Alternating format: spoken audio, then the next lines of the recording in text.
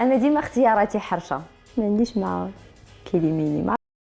كلشي شاف البلا اللي وقع لفاتي جمالي مع حكيم زياش، واللي خلى فاتي جمالي تخرج بستوريات وتعاود البيبليك ديالها شنو وقع ليها بالضبط مع اللاعب المنتخب الوطني، واللي صدمات ديال بصح بالرياكسيون اللي دار ليها حكيم زياش، وكتقول انها ما عملهاش مزيان واستفزها ديال بصح. هادو هما الاقوال اللي خرجت بهم فاتي جمالي، وهادشي اللي خلاها دبلان يتبلبل ديال بصح، وكلشي كيهضر علاش حكيم زياش دار ليها هكا. انا تلاقيت مع اكبر متكبر لقيته في حياتي كوم باغازار دابا في المول. هو فوتبولور مغربي، ومع كان معايا صحاباتي ماشي مغربيات، و il était à côté دونك قلت ليه يلا، قلت ليه هاي كيخنزر مي فريمون سيد il est pas normal. جا عند واحد المغربي قمعو مي سي انكرويابل.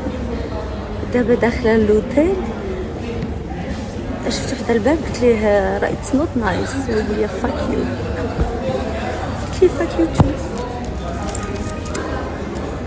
زعما سي انكرويابل. شكون هو الفوتبولور زياش؟ تيلمون جو ليمي تيلمون جو لو ديتيست مانتون. واش بصح هو متكبر ولا غير حيتاش خفنا حاسه براسها؟ هذا علاش قمعها. هادشي اللي غنشوفوه في هاد لا فيديو.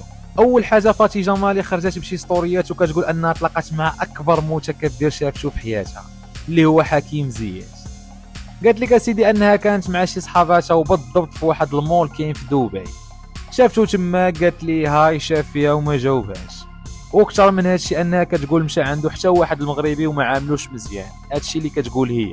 والحاجه اللي ما ترطاتلهاش اكثر انها تلاقاتو المره الثانيه في لوطيل وقالت ليه ذاتس نوت نايس، زعما هادشي اللي درتي ما بلان ما والو.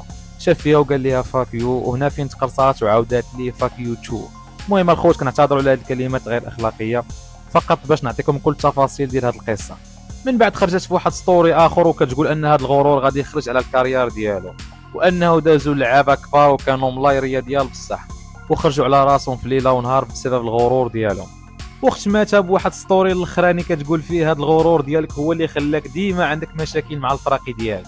المهم الخوت حتى تخليو لي الاراء ديالكم في التعاليق، واش بصح حكيم زياش متكبر ولا غير هاد ختنا بغات غير تلصق فيه ودير البوس في هاد السيمانه على ظهره، حيتاش حنا سمعنا غير منه. زياش ما خرج بحتى شي حاجه حول هذا الموضوع. هادشي اللي بغيت نسمع منكم. نشوفكم فيديو جديد. تهلاو.